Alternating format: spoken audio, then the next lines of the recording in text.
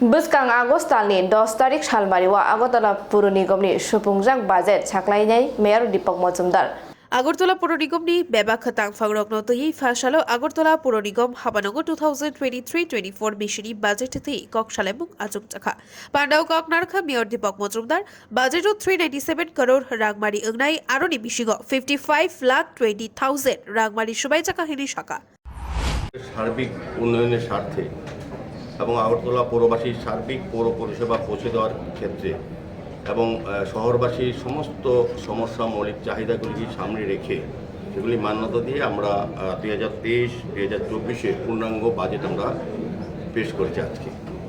তো মোট 397 কোটি টাকার অর্থরাশি ধরা হয়েছে সার্বিক উন্নয়নের ক্ষেত্রে এবং আমরা যে অর্থ খরচ করব আমাদের যেটা আয় হবে তার থেকে 55 লক্ষ টাকা 22,000 টাকা আমরা কম আছে, সেটা আমরা বিভিন্নভাবে ট্যাক্স আদের মাধ্যমে আমাদের অনুসুদ বাড়িয়ে আমরা চেষ্টা করব 397 কোটি টাকা যেটা ধরা আছে সেটাকে সামনে রেখে কাজ করা।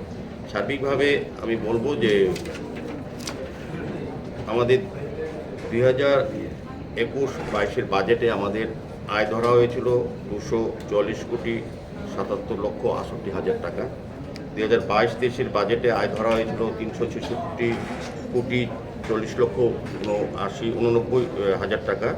2023-24 আউটকাম বাজেটে আমাদের আয় ধরা হয়েছিল 396,40,78,000 টাকা। আর আমাদের এবার বাজেট যদি তুলনা করি 2021-22 বাজেটে ব্যয় ধরা হয়েছিল 245,35,50,000 টাকা। 2022-23 বাজেটে ব্যয় ধরা হয়েছিল 367 কোটি টাকা এবং 2023-24 এবারে বাজেটে ব্যয় ধরা হয়েছে 397 কোটি টাকা। আমাদের 55 লক্ষ টাকা আয় ব্যয়ের মধ্যে ঘাটতি আছে। তা আমরা আশা করব আমাদের গতবারের থেকেও এবার কিন্তু এই বছরে আমাদের আয় বেড়েছে। তো আমরা সামনের বছরে এই অর্থ বছর আমরা বিভিন্ন সোর্স থেকে আমরা আয় আমরা বের করে আমরা আমাদের বাজেটের যে ঘাটতিটা সেটা মেটাতে পারবো বিশ্বাস।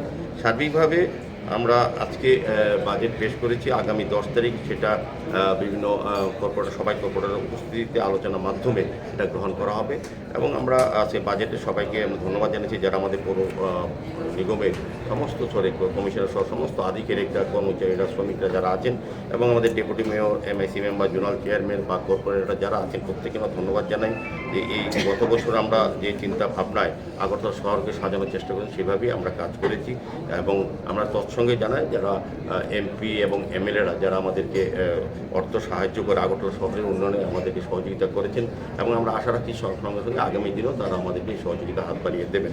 সার্বিকভাবে আগরতলাকে সাজানোর জন্য আমরা বিভিন্ন প্রকল্প বা পরিকল্পনা গ্রহণ করেছি যেটা আগামী দিনে আমাদের শহরবাসী অনেক স্বাচ্ছন্দ্য এবং পরিষেবা পাইয়ে দেওয়ার ক্ষেত্রে অনেকটা কাজে লাগবে। সার্বিকভাবে এই হচ্ছে আমাদের বাজেট।